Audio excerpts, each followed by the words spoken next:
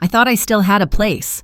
The night the hurricane hit, I watched from the back steps of my little house just outside Tampa, clutching a flashlight and an old photo album like they might save me.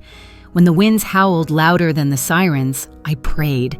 Not for the house, I knew that was a lost cause, but for something to be left behind. Anything. By morning, nothing was. The roof was gone. The kitchen flooded. Everything soaked in salt water and silence. I stood in what used to be my living room in muddy socks, holding a coffee mug I'd fished out of the wreckage, and just stood there. I didn't cry. I didn't panic. I just kept whispering to myself, at least I'm alive. It was the third time I'd had to start over. First when my husband left, then when the hospital laid me off after 30 years of nursing, and now this storm. I was too old to start again, but too stubborn not to. That's when I thought of Brent, my only son. He and Savannah had just finished building their dream home. Coastal style, clean lines, white oak floors, tucked just off the beach in Naples. I'd seen pictures on her Instagram. Everything matched, everything gleamed. But still, I helped them get that house. $78,000 I gave them 2 years ago, my entire retirement cushion, because Brent said they needed a boost, so I called. He answered on the second ring. I told him the house was gone, that I had nowhere else to go. He said, "Of course, Mom, we'll figure it out. Come down." That was all I needed. I packed what I could into one rolling suitcase, 2 changes of clothes, my prescriptions, my old nursing badge, and got on a bus the next morning. 8 hours, 1 layover, and a lukewarm gas station sandwich later, I was there, standing outside their home. It was just like the pictures, the kind of place you don't want to touch for fear of messing it up. I stood on their front porch, heart pounding, suitcase in one hand, hope in the other. I had no idea what waited behind that tall black door, but I believed, God help me, I believed that I still had a place in my son's life. You kind of ruin her aesthetic. The front door opened slower than I expected. Brent peeked out first, then stepped onto the porch like he was checking for a package, not his mother. "Hey," he said, voice tight. "You made it." I nodded. I was tired, the kind of tired that sinks into your bones and doesn't leave. My suitcase wheels had squeaked the entire walk from the bus stop. My blouse was wrinkled from travel, and my shoes were still damp from the motel floor the night before. I must have looked like I didn't belong on that porch. I felt it, too. Behind Brent, through the open door, I caught a glimpse of their living room. It looked like something from a magazine, white couches, tall fiddle leaf fig tree, shelves color-coordinated by book spine. I could smell citrus and wood polish. Not a thing out of place. Then Savannah's voice floated in from somewhere inside. "Brent, is that your mom? We're in the middle of filming. Tell her we'll call her a lift." I blinked. Brent stepped forward, rubbing the back of his neck. He looked at me, but not really. More like past me. Like I was a problem he didn't want to admit he had. "Look, Mom," he started. "I didn't think it would be like this. It's just... Savannah's been working hard on the house. The whole brand launch is next week, and she's really particular about..." He stopped himself, sighed, then finished. "You kind of ruin her aesthetic." That's what he said. Not "we don't have space." Not "we're overwhelmed." Just, "you ruin her aesthetic." I didn't speak. I didn't have words for that. Brent reached into his pocket, pulled out a folded $100 bill, and offered it like a Band-Aid. "There's a motel down the street. It's decent." I took the money without looking at it. When he closed the door, it didn't slam. It clicked, soft, clean, final, like I was an afterthought in a world they'd curated without me. I stood there a moment longer than I should have, then turned, suitcase behind me, and walked away from a house I helped build. No, fund, but apparently didn't fit into, not anymore. I didn't know where to go, so I just kept walking. I don't remember how long I stood at the edge of their driveway. 5 minutes? 10? Long enough for the porch light to turn off behind me and the cicadas to start buzzing again like nothing had happened. I walked. I didn't know where to. I just dragged my suitcase down the sidewalk like a lost child trailing a balloon. A cab drove by. I thought about waving it down, but I didn't even know what to say. Take me where forgotten mothers go? Eventually, I found the Sea Glass Motel. A neon sign flickered above a cracked stucco wall. $28 a night, said the board out front. I went inside, gave the man at the desk Brent's folded $100 bill, and asked for one night. The room smelled like mildew and old air freshener, the kind that tries to cover rot but never really does. There was a lamp, a bed, and a mirror cracked diagonally across the middle. I looked at myself and saw a woman I didn't recognize. Wrinkled, tired, not tragic, but misplaced. Like I belonged in a different time, a different story. I sat on the edge of the bed and pulled out my phone. I scrolled through my contacts. Most were coworkers I hadn't seen since retirement, or church friends who'd moved away. I thought of calling Brent, saying what, though? I didn't mean to ruin your house's vibe.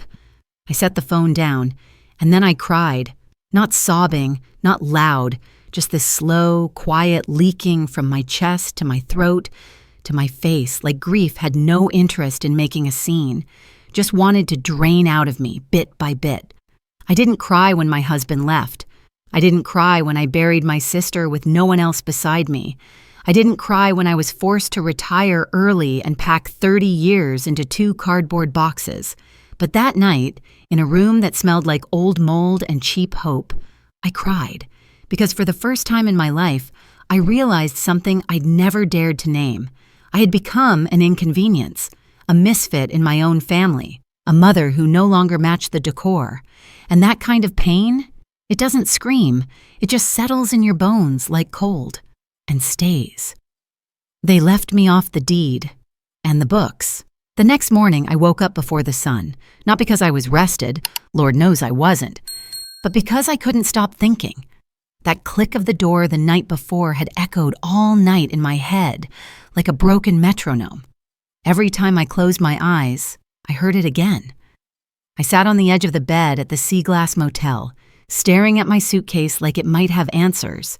I opened the front pocket and pulled out an old manila envelope I hadn't touched in years. Inside were photocopies, receipts, printouts. I'd kept it all just in case. My nursing instinct, I guess. You never throw away the record. There it was, the bank transfer confirmation, $78,000. From my account to Brent's 2 years ago. Memo line, for house deposit. That's what they told me it was for. A down payment on a modest family home near the coast. They called it an investment in their future. Out of curiosity, or maybe desperation, I called the county clerk's office. I asked, as politely as I could, if there was a public record on the deed for 17 Palmetto Lane. There was. It wasn't in Brent's name. It was in Savannah's. Alone. And not just that. Savannah had filed it under her business LLC, Savannah Interiors, Inc. The house I helped them buy was legally classified as a business asset. My $78,000 hadn't bought a home. It had funded her brand. I hung up the phone and sat there, stunned. Not angry. Not yet. Just hollow.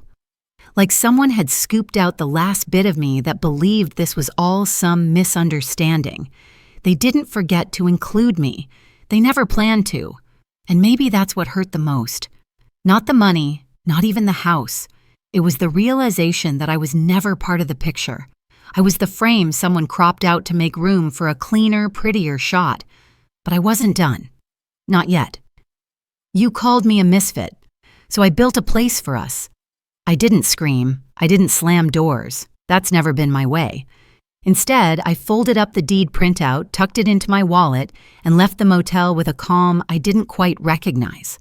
The kind that comes when the worst already happened, and you're still standing. The next day, I drove 3 hours north in my rusted-out Buick, yes, the same one I'd kept running since 1997. I had one destination in mind, Port Amber, a sleepy beach town I hadn't visited in decades. But I remembered it well. Back when I was still a young nurse, we'd done community outreach there. There was a clinic, a little church, and a weather-beaten house across from the dunes. That house was still there, paint peeling, porch sagging, windows cloudy from salt air, but it was standing, and it was for sale.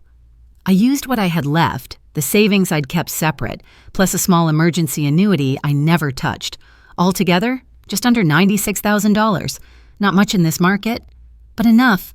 I bought it in full. No loans, no help, no one else's name on the paperwork. Mine, just mine. It took 2 weeks and a lot of elbow grease, but I got it livable again. A fresh coat of paint, some borrowed furniture from church friends, curtains I sewed myself. It still creaked, still leaned a little to the left, but it felt like home. Then I put up a small wooden sign out front. Harbor Light, a place for women who don't fit the aesthetic. No ribbon cutting, no press release, just a photo. I sent it to Brent, no caption. He didn't reply, but Savannah did. 3 hours later, a message in all caps. Is this some kind of joke? I didn't respond, because this wasn't a joke. It wasn't revenge either. It was a mirror, one I held up quietly for them to see what they'd done.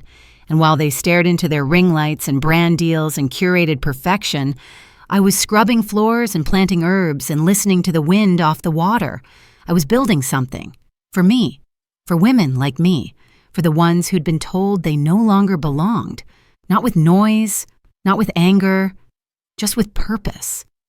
Turns out I didn't need a place in their house. I needed a place of my own. It started with one woman. Her name was Joyce, 68, widowed. Her daughter moved to Oregon and hadn't called in 2 years. She'd been living in her car behind a grocery store when a mutual friend from church told her about Harbor Light. She showed up with 2 bags and a look in her eyes I recognized. That quiet mix of pride and shame. I didn't ask too many questions, just showed her to the room I'd finished painting the day before. Soft yellow walls, a quilted bedspread, a little vase of fake tulips on the windowsill. She cried, not loud, just the way I had in that motel room weeks earlier. Then came Anita, then Carol, then Miss Evelyn, who used to teach piano and still wore pearls with her house slippers. The house filled slowly, but with each new woman, something shifted. The air got warmer. The rooms began to hum with soft laughter, stories, the clink of coffee mugs in the morning. One afternoon, I was out on the porch watering the planter boxes when I saw Brent's car pull into the drive. Alone. No Savannah. He stepped out looking thinner, tired. He didn't walk up right away, just stood there, staring at the sign. Harbor Light, he read aloud. Then looked at me. You really did this. I nodded. I had to. He swallowed hard. I don't know what to say. You don't have to say anything, I said. I just see it. We stood there a long time. He didn't apologize. I didn't ask him to, but I saw something shift in his face. Not guilt exactly, just recognition. Like maybe, for the first time in years, he was seeing me clearly. Later that night, Joyce and I sat on the porch swing, watching the sky turn orange. She looked over and said, You ever think this place saved you more than them? I smiled. Every single day. I built Harbor Light with bruised hands and a quiet heart. I didn't need to yell to be heard. I just had to stand still, stand strong, and let the right people find their way to the porch. Turns out, home wasn't the place I gave away. It was the one I built from what they left behind. If you've ever been told you didn't belong or felt like you were too much for someone else's world, this story is for you. We don't always get the apology. Sometimes we just build something better. Have you ever been pushed aside by someone you loved? I'd love to hear your story in the comments. And if no one's told you this lately, you are not a burden. You are not a mismatch. You are home. Thank you for watching, and thank you for being here.